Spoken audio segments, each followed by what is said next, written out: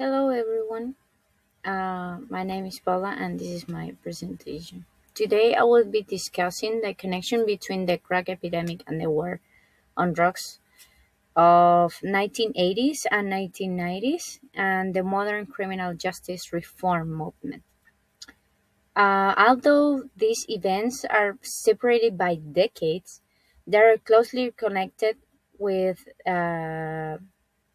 the war on drugs was introduced as the way to reduce crime and drug use, but many of its policies disproportionately impacted African American communities. The effects on those policies can still be seen today through mass incarceration, racial disparities in sentencing, and ongoing debates about policing. My argument is that understanding the war on drugs helps us better understand why criminal justice reform remains such as an important issue in America today, right? So, historical background: the crack epidemic emerged during the early 1980s when crack cocaine became widespread in many urban communities. At the same time, many cities were experiencing economic decline, unemployment, and increased concerns about crime. And in response, President Ronald Reagan expanded the war on drugs and pushed for tougher law enforcement policies. Congress passed laws such as the Anti-Drug Abuse Act in 1986, which established mandatory minimum sentences for drug offenses.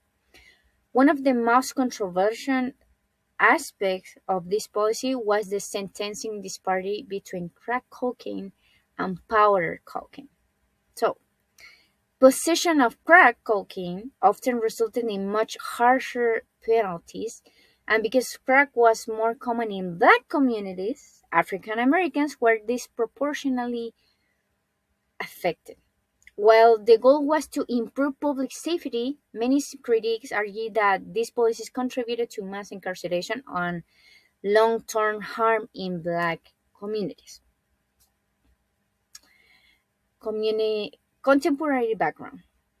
The criminal justice reform movement gained momentum during the 2020 in 2000 the 2010s, and more Americans began questioning the effectiveness of fairness of criminal justice system. Researches and activities highlighted the racial disparities in the arrest, sentencing, and incarceration rates. Public attention also increased because of concerns about police violence and unequal treatment within the justice system. So, reform advocates argue that many of today's problems can be traced back to policies created during the war on drugs. Their goal include reducing prison populations, ending mandatory minimum sentencing, expanding rehabilitation programs, and addressing racial inequalities.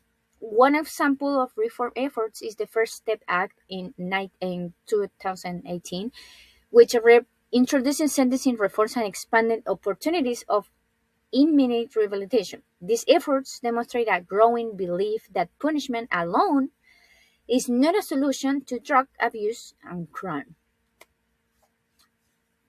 Similarities. Well, excuse me. There are several important similarities between the war on drugs era and today's criminal justice reform movement. First, both are deeply connected to issues of race and inequality. During the war on drugs, black communities experienced disproportionately high rates of arrest and incarceration. Today, African Americans continue to be incarcerated at higher rates than white Americans. Second, both periods involve community resistance and activism. During the crack epidemic, local leaders and organizations worked to address drug problems and advocate for community resources. Today, activists organize campaigns for sentencing reform, police accountability, and prison reform. And finally, both periods raise questions about citizenship and political power.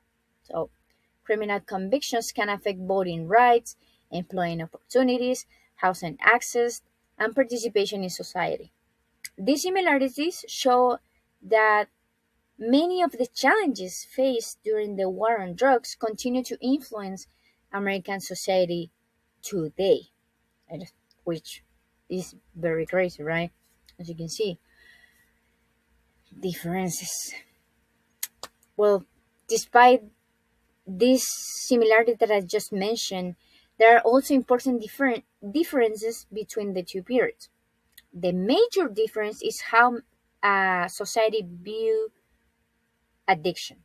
During the 1980s, addiction was often treated primarily as a criminal issue that required punishment. Today, many experts and policymakers view addiction as a public health issue that requires treatment and support. And another difference is the role of technology.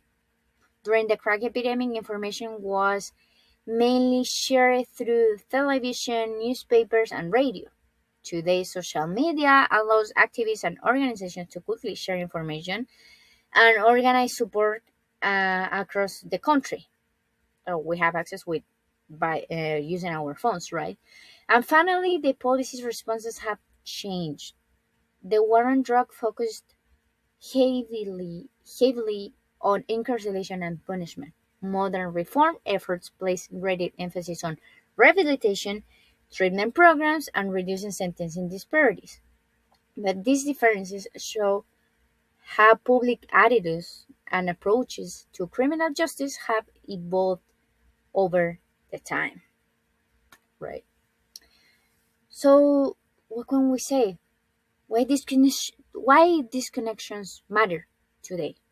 Why are we looking at this? Well, studying these two movements together teaches us important lessons about race, power, citizenship, democracy, and social change, as we saw throughout all this course. First, it shows how policies that appear race neutral can have unequal effects on different communities.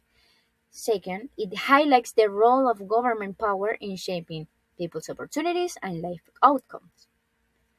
Third, it demonstrates how criminal justice policies can influence citizenship by affecting voting rights, employment opportunities, and civic participation, as I mentioned before. And it also reminds us that democracy requires equal treatment under the law and equal access to opportunities. And finally, this movement shows how social change occurs when communities challenge systems they believe are unfair. So, this connection, we gain a deeper understanding of the lasting impact of historical policies on contemporary society, right? Well, as we can see, we have many things in these two issues across the time, but the crack epidemic and the war on drugs continue to influence the American society today, even after they began. So the policies created during that era contributed to mass incarceration and had a significant impact on African Americans, as we have seen in all the discourse. So the criminal justice reform movement emerged in response to many of those lasting consequences. So comparing these two, movement reveals ongoing struggles over race, justice, citizenship, and equality in the US, as I mentioned it before, in where I've been seen for so many years. So contemporary society, and in terms of the consequences, that the fairness must remain as a central goal of the justice system. So, and my final takeaway in this story is like history doesn't seem like the era it ends. So, and the legacy of the war on drugs continues to shape the society, and it is essential that we understand that we have to build in base of the past, but also we have to learn from it. So just keep that in mind. Thank you so much, and I hope you have enjoyed my presentation.